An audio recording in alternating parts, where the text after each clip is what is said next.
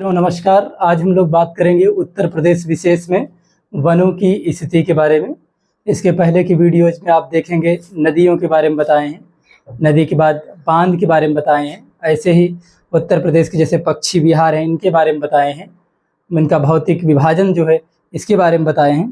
तो उत्तर प्रदेश की जो भी विशेषताएँ हैं उन सभी की चर्चा हम लेक्चर्स में किए हैं और एक एक सेक्शन में किए हैं, पार्ट में बांट करके किए हैं, ठीक है। और हमने प्लेलिस्ट भी बनाया है, तो आप एक एक लेक्चर को देख सकते हैं, ठीक है। अभी वर्तमान में आज हम बात करने चल रहे हैं उत्तर प्रदेश के वनों के बारे में कि कहाँ कौन से कैसे वन पाए जाते हैं, उनमें कौन से वृक्ष पाए जाते हैं और उन वृक्षों का क्या प्रयोग है, ठीक है। उनके बारे में भी आपसे बात करेंगे। समय न गंवाते हुए सीधा हम टॉपिक पर आते हैं।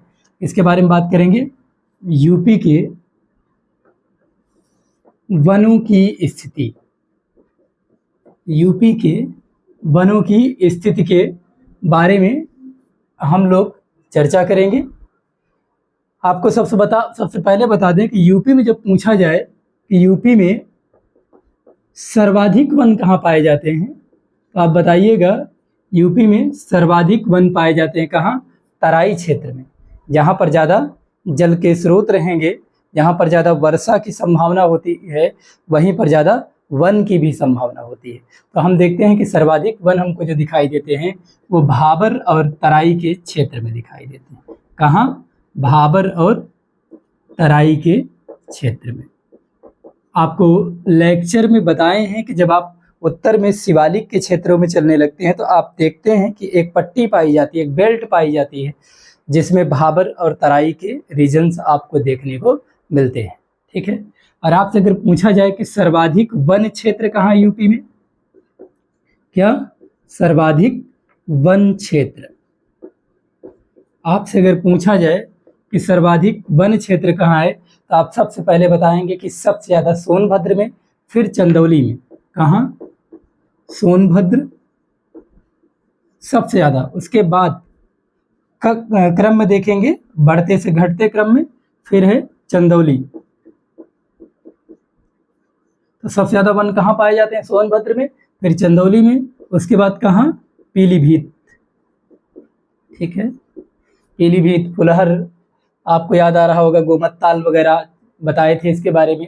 ऐसे ही यहाँ पर देखें क्रम में मिर्जापुर, और मिर्जापुर के बाद क्या है? चित्रकूट है। तो इस तरीके से सर्वाधिक वन क्षेत्र देखा जाए तो सबसे ज़्यादा वन कहाँ है? सोनभद्र में, उससे कम चंदौली, उससे कम पीलीभीत, उससे कम मिर्जापुर, फिर चित्रकूट। कम से कम क्रम में आपको 4 तो याद ही होना चाहिए। सर्वाधिक वन आवरण की बात करें तो आप बताइएगा सर्वाधिक वन आवरण। देखिएगा यहाँ पर वनों की बात किया जाए अगर उत्तर प्रदेश में, तो सबसे ज़्यादा कहाँ? सोनभद्र में। हर मामले में सोनभद्र, चाहे आप सर्वाधिक वन क्षेत्र की बात करेंगे तब भी सोनभद्र में, अगर आप बात करेंगे सर्वाधिक वन आवरण की तब भी सोनभद्र में, ठीक है। और सर्वाधिक अगर खुले वन की बात किया जाए, मध्यम सघन और खुले वन, तब भी सोनभद्र। सर्वाधिक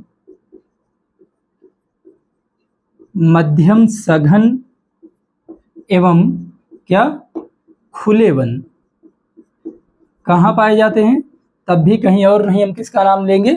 सोनभद्र का। तो आप देख रहे हैं कि सोनभद्र हर मामले में है आगे। तो इस तरीके से ये सोनभद्र की स्थितियां हैं, इसको क्लियर करना रहेगा आपको।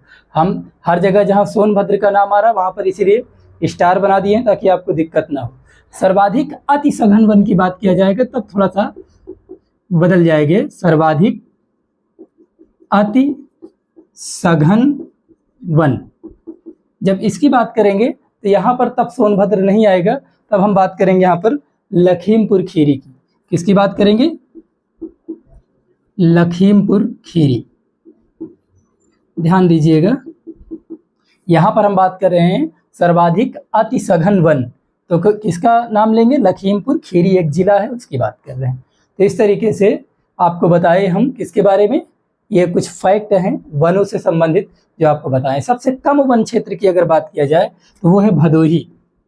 सबसे कम वन क्षेत्र कहाँ है? तो भदोही में है। इसलिए इसको भी याद रखिएगा। इसके बारे में, भदोही के बारे में। तो ये तो आपको कुछ फैक्ट बताए। अब हम लोग जानते हैं कि यूपी में कितने प्रकार के जो है वन पाए जाते हैं, उनके बारे में बात कर लिया जाए। क्योंकि वनों में जैसे आप सुनते होंगे उष्णकटिबंधीय नम पर्णपाती वन, आप नाम सुनते होंगे उष्णकटिबंधीय शुष्क पर्णपाती वन।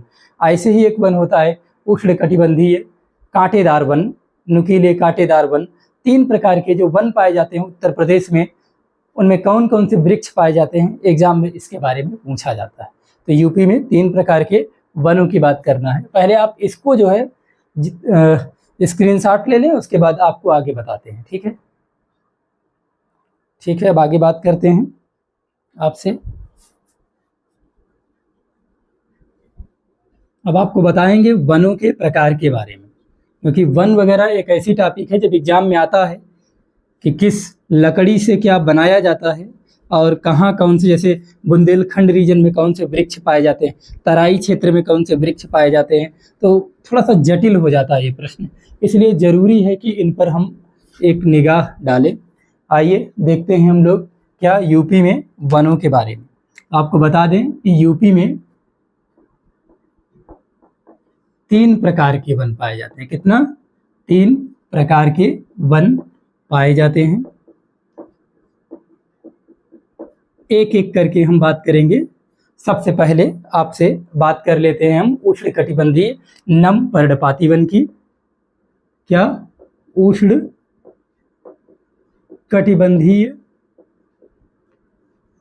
नम पर्णपाती वन। अब यहाँ नाम से ही सब कुछ स्पष्ट हो जाएगा आपको, क्योंकि यहाँ लिखा है नम पर्णपाती वन, यानी पर्ण तो पाई ही जाती है, यानी पर्णपत्तियां तो है ही इसमें, साथ में क्या? नम, यानी कि जहां पर वर्षा ज्यादा होती है। तो आप हमें बताएं उत्तर प्रदेश में सर्वाधिक वर्षा कहाँ होती है? आप जानते हैं उत्तर प्रदेश में सबसे ज्यादा वर्षा कहाँ होती है?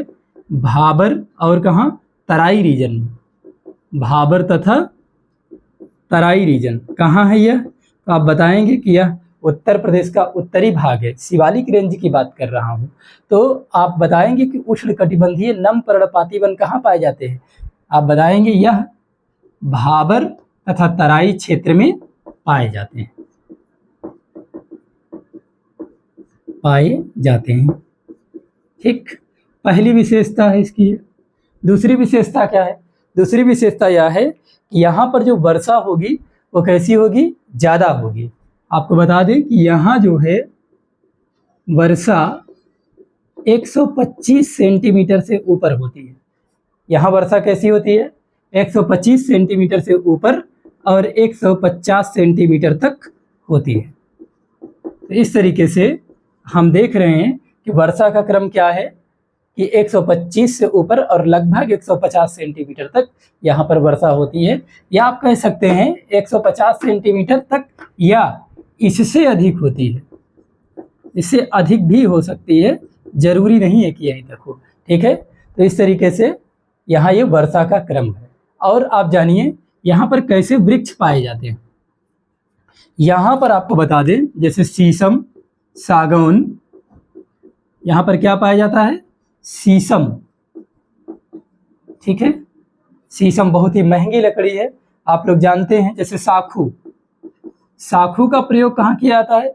जो रेलवे का स्लीपर होता है, रेलवे के स्लीपर को बनाने में किसका प्रयोग करते हैं? साखू की लकड़ी का प्रयोग करते हैं। ये लकड़ियाँ बहुत ही महंगी आती है। ठीक है, और जैसे यहाँ पर पाया जाता है आम और क्या?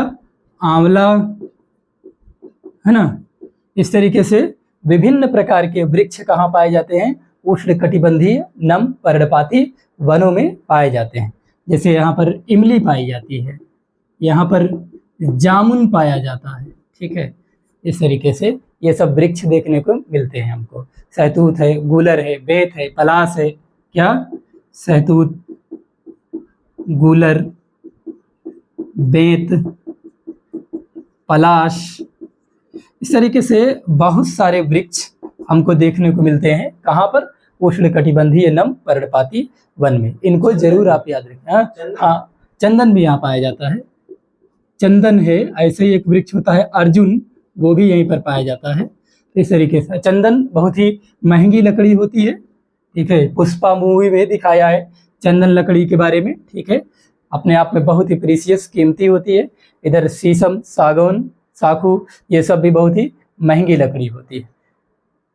आंवला के मामले में अपना उत्तर प्रदेश का प्रतापगढ़ जिला अग्रणी है, बहुत ही मशहूर है। और जैसे प्रयागराज है, या प्रयागराज और कौशाम्बी अमरूद के लिए जाना जाता है। तो इस तरीके से ये उष्णकटिबंधीय नम पर्णपाती वन के बारे में आपको बताएं। ऐसे ही आपको शुष्क पर्णपाती वन के बारे में बताएंगे। क्या? उष्णकटिबंधीय, ध्यान दीजिएगा, शुष्क पर्णपाती वन। हेडिंग में नम की जगह पर क्या आ जाएगा? शुष्क आ जाएगा। शुष्क का मतलब यहाँ पर वर्षा की मात्रा में क्या हो जाएगी? कमी हो जाएगी। जहाँ पर ड्राई, शुष्क जैसे शब्द का प्रयोग करेंगे तो आप समझ जाइएगा कि वहाँ पर हम बात कर रहे हैं किसकी? शुष्क की। यानी यहाँ पर पानी की कमी है अपेक्षाकृत नम की तुलना में। तो आइए अब इसमें देख लेते हैं। दूसरे प्रकार का वन क्या है? उष्णकटिबंधीय शुष्क पर्णपाती वन।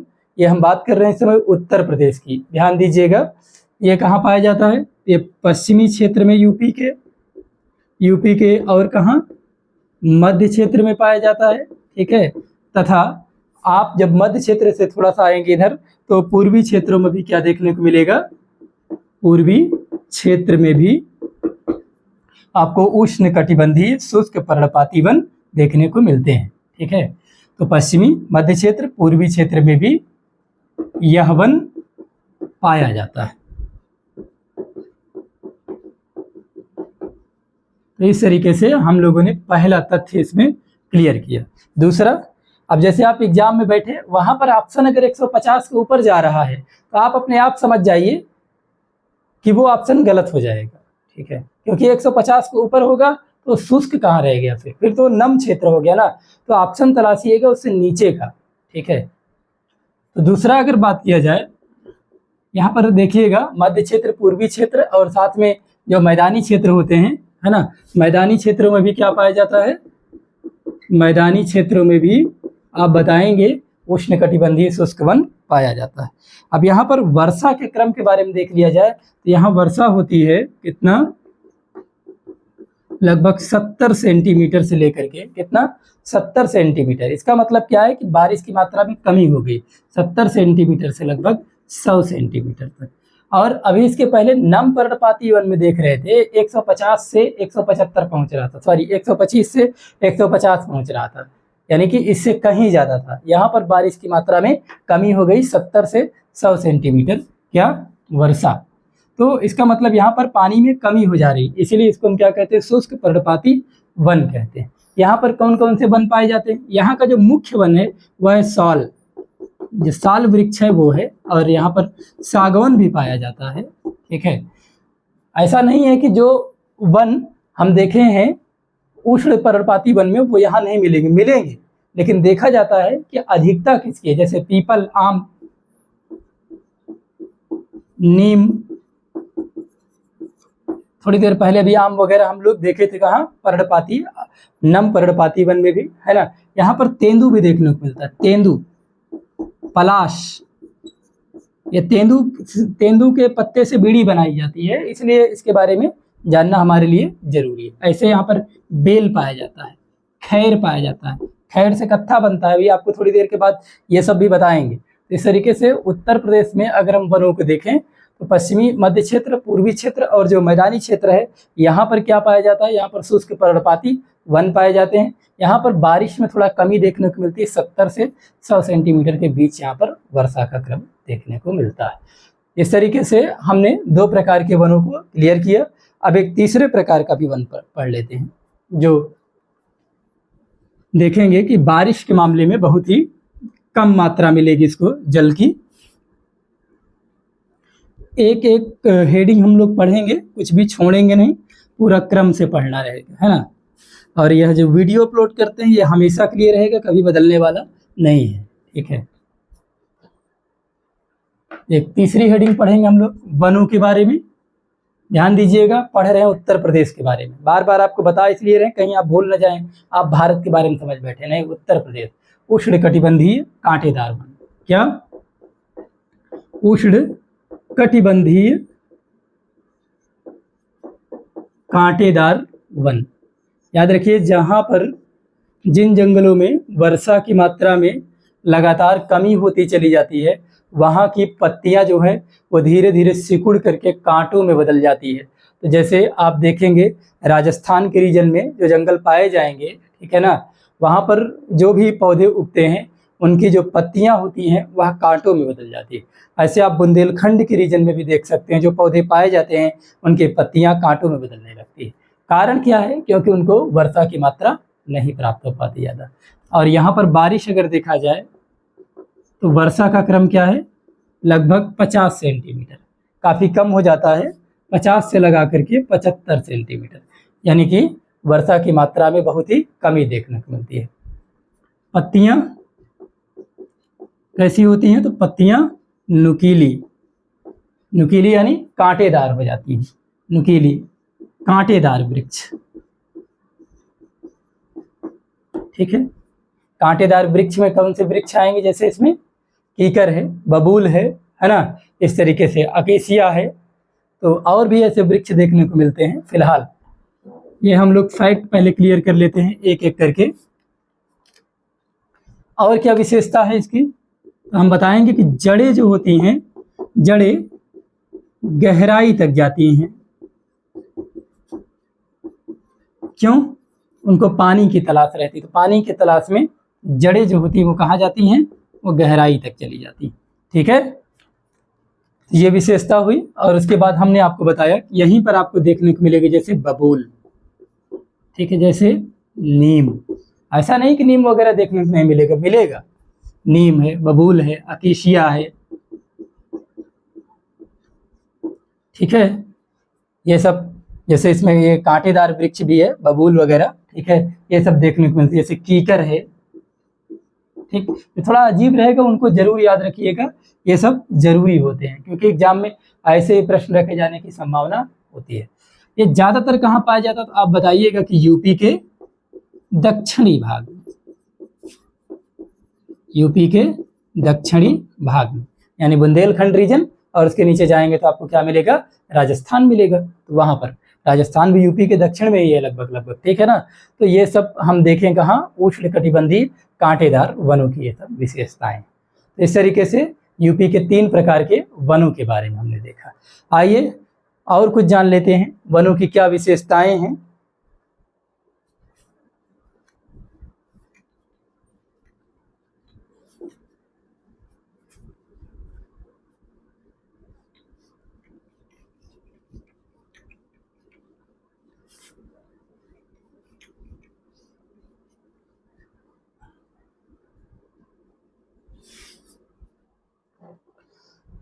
जैसे वृक्ष जो होते हैं, वृक्ष के माध्यम से हमको ऑक्सीजन मिलती है, वृक्ष के माध्यम से हमको लकड़ी मिलती है, वृक्ष के माध्यम से हम फर्नीचर प्राप्त करते हैं।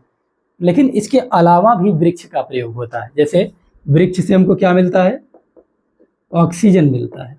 दुनिया जानती है कि ऑक्सीजन के लिए ही वृक्षों का प्रयोग किया जाता है। हमको लकड़ी प्राप्त होती है ना, फर्नीचर, ठीक। इसके अतिरिक्त क्या है? फर्नीचर का प्रयोग, है ना, के अतिरिक्त उपयोग। और इसका उपयोग देखेंगे कि आखिर लकड़ी का प्रयोग कहाँ करते हैं। कुछ पौधे हैं जो विशेष है, जैसे हम देखेंगे चीड़ के बारे में, नाम सुना होगा आप लोगों ने चीड़ का। तो चीड़ से विरोजा प्राप्त होता है। क्या? विरोजा। और क्या? तारपीन का तेल। किससे प्राप्त करते हैं? ये प्राप्त होता है चीड़ नामक पौधे से। ऐसे ही तेंदू है। क्या है? तेंदू। तेंदू के पत्ते से क्या बनाई जाती है? बीड़ी बनती है, ठीक है। इसके पत्ते से, इसके पत्ते से बीड़ी बनती है, ठीक है। सरकार उस पर अलग अलग प्रकार की योजनाएं वगैरह निकालती रहती है, वो अलग बात है। बेंत ऐसे ही होता है, एक पौधा है बेंत। बेंत के डंडे बड़े ही अच्छे होते हैं, ठीक है ना, और बेंत के फर्नीचर भी बनते हैं। तो बेंत के फर्नीचर और क्या, डंडे, इस तरीके से ये बेंत का प्रयोग हुआ। ऐसे ही होता है बांस। क्या, बांस। बांस से क्या बनता है, फर्नीचर वगैरह तो बनता ही है, लेकिन इसके साथ साथ क्या, कागज बनता है। इससे क्या बनाया जाता है, कागज बनता है, और क्या, फर्नीचर, ये सब तो बनता ही है। इससे हम लोग बांस की बात कर रहे हैं, ठीक है। ऐसे ही साखू है, महुआ है, महुआ वगैरह अब उत्तर प्रदेश वाले नहीं जाने, ऐसा हो नहीं सकता। ऐसे ही पलास है, तो इनसे क्या बनाया जाता है, पत्तल बनाया जाता है, पत्तल है। दोना है ना, दुनिया है ना, पत्तल, दोना, ये सब किससे बनाते हैं, ये सब बनाया जाता है साखू से, महुआ से, पलास से, इस तरीके से। नीचे दिख रहा है, यहाँ लिखेंगे दिखेगा। खैर, खैर से क्या प्राप्त होता है, कत्था, है ना, जो पान वगैरह जो लोग खाते हैं उनको ज़्यादा बेहतर पता होता है इसके बारे में। खैर से क्या बनता है, कत्था प्राप्त होता है। ऐसे ही, ठीक है, सेमल है, एक पौधा है सेमल। सेमल के साथ ऐसे ही एक पौधा है गुरेल। क्या है, गुरेल। इससे माचिस की तीली बनती है। क्या बनती है, माचिस की तीली। ये तो इन सबको जानना जरूरी है। नए नए नाम आ रहे, सेमल, गुरेल, ये माचिस की तीली इससे बनाई जाती है। ऐसे ही बबूल है। क्या है, बबूल। इसके छाल से क्या करते हैं, इसके छाल से चमड़े की सफाई करते हैं या रंगाई करते हैं। इसके छाल से चमड़े की रंगाई, डाइंग करते हैं, ठीक है। तो ये हुआ बबूल। अब इस तरीके से जो कुछ प्रमुख पौधे थे, खास पौधे हैं, इनसे क्या बनाया जाता है, क्या विशेषता है, उनके बारे में बताया। अब आपको बताएंगे यूपी में वनों पर आधारित जो उद्योग हैं उनके बारे में। अगर कुछ प्रमुख योजनाएं हैं तो उसको भी आपको बताएंगे। फिलहाल अगर इसका स्क्रीनशॉट लेना चाहें तो आप ले सकते हैं जल्दी से। ये सब आपके एग्जाम के लिए ज़रूरी है। अभी जब परीक्षा होगी तो आप देखिएगा, जितना पढ़ाया हूँ उसमें सब मिलेगा आपको, ठीक है। आइए आगे देखते हैं। लेक्चर को रोक करके धीरे धीरे आप देखिएगा और नोट भी करते जाइएगा चीज़ों को, ठीक है। सब आपके काम की चीज़ें हैं, फालतू बातें एक भी नहीं है इसमें। हमारा उद्देश्य सिर्फ आपको पढ़ाना है, इधर उधर की बातें, फालतू की बातें बिल्कुल नहीं।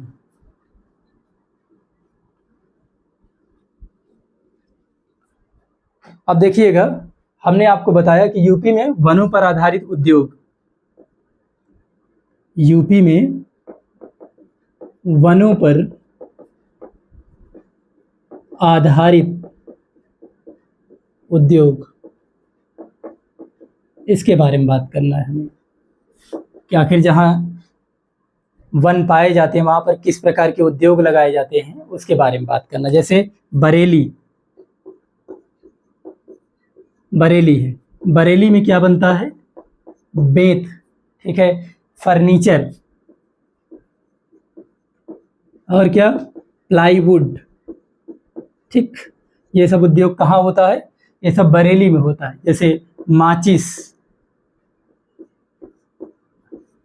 ये बरेली के प्रमुख उद्योग हैं। ऐसे ही हम देखेंगे सहारनपुर के बारे में। कहाँ, सहारनपुर, ठीक है। सहारनपुर की अगर विशेषता की बात करेंगे तो यहाँ पर मुख्य तौर पर कागज उद्योग है। ये किसके लिए जाना जाता है, कागज उद्योग के लिए प्रसिद्ध है। ऐसे ही हम जानेंगे अब वाराणसी के बारे में। किसके बारे में, वाराणसी, और साथ ही सोनभद्र के बारे में। बात समझ आई। यहाँ पर जो है बीड़ी और लकड़ी के सामान बनते हैं। क्या बनती है यहाँ, बीड़ी और क्या, लकड़ी के सामान बनाए जाते हैं यहाँ पर। जैसे खिलौना वगैरह है, इन सब की बात कर रहा हूँ। ये सब कहाँ बनता है, वाराणसी और सोनभद्र में। ऐसे ही मेरठ की अगर बात करें तो मेरठ में खेल का सामान बनता है, खेल का सामान, जैसे हॉकी, बैट, इन सब की बात कर रहा हूँ। खिलौना और खेल के सामान में अंतर है। खिलौना मतलब जो छोटे बच्चे खेलते हैं, खेल का सामान का मतलब जो युवा पीढ़ी, जैसे हॉकी वगैरह है, बैट है, इन सब स्टंप की बात कर रहा हूँ। नहीं, इसको भी खिलौना समझ बैठो तो हर चीज़ को खिलौना नहीं समझना है। इस तरीके से ये अलग अलग जिलों में जो अलग अलग प्रकार के उद्योग, लकड़ी उद्योग हैं, उनके बारे में आपको बताया। अब हम जानते हैं कुछ यूपी से जुड़े महत्वपूर्ण तथ्यों के बारे में कि आखिर यूपी से जुड़े क्या विशेषताएं हैं, जो लकड़ी से जुड़ी हुई बातें हैं, है ना, वनों से जुड़ी हुई बातें, उनके बारे में देखते हैं।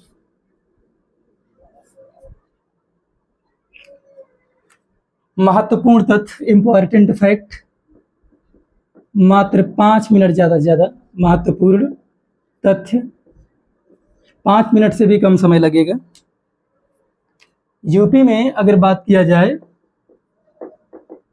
तो 1935 से, कब से, 1935 से वनों को राजकीय संपत्ति घोषित कर दिया गया। कब से? 1935 से। कैसी संपत्ति? इसको राजकीय संपत्ति घोषित किया गया। ठीक, आपसे एग्जाम में पूछा जा सकता है कि यूपी में राजकीय संपत्ति कब घोषित किया गया वनों को, तो आप बताएंगे 1935 में। यूपी में 1935 से वनों को राजकीय संपत्ति घोषित किया गया। ठीक है, और 1952 से क्या किया गया? 1952 से वन महोत्सव शुरू किया गया। वन महोत्सव वैसे आप जानते हैं जुलाई माह में शुरू होता है, तो इस तरीके से। और आपसे पूछा जाए कि वन अनुसंधान संस्थान कहाँ है, तो आप बताएंगे कि वन अनुसंधान संस्थान देहरादून में है। देहरादून यानी यूके, उत्तराखंड की बात कर रहा हूँ। ठीक, ये पॉइंट कई बार एग्जाम में आपको पूछा गया है। और ऐसे ही पूछा गया है वन प्रशिक्षण संस्थान। वन परीक्षण संस्थान कहाँ है? प्रशिक्षण, सॉरी, ये है कानपुर में, अपना प्यारा कानपुर में क्या है? वन प्रशिक्षण संस्थान है। ऐसे ही ग्रीन यूपी, क्लीन यूपी चला था, एक योजना है, क्या? ग्रीन यूपी और क्या? Clean UP. ठीक है, ये उत्तर प्रदेश की योजना है, ये 2015 की योजना है। कब की? एग्जाम में पूछा जा सकता है कि योजना कब चलाई गई थी, ग्रीन यूपी, क्लीन यूपी। ठीक है, इस तरीके से ये एक महत्वपूर्ण फैक्ट है। ऐसे ही जड़ी बूटी एकत्रीकरण कार्यक्रम था, इसके बारे में जान लें। जड़ी बूटी एकत्रीकरण कार्यक्रम, अगर इसके बारे में बात करें तो ये वन निगम द्वारा चलाया गया। किसके द्वारा? वन निगम द्वारा। किसके लिए? एससी और एसटी के लिए चलाया गया। या इसको कौन इस प्रोजेक्ट में शामिल है? तो एससी और एसटी मुख्य तौर पर शामिल किया गया है। ठीक है, तो इस तरीके से आज हम लोगों ने देखा महत्वपूर्ण तथ्यों के बारे में। आज इतना ही रहने देते हैं, बाकी की चीज़ों के बारे में आपसे अगली क्लास में चर्चा करेंगे। Thank you.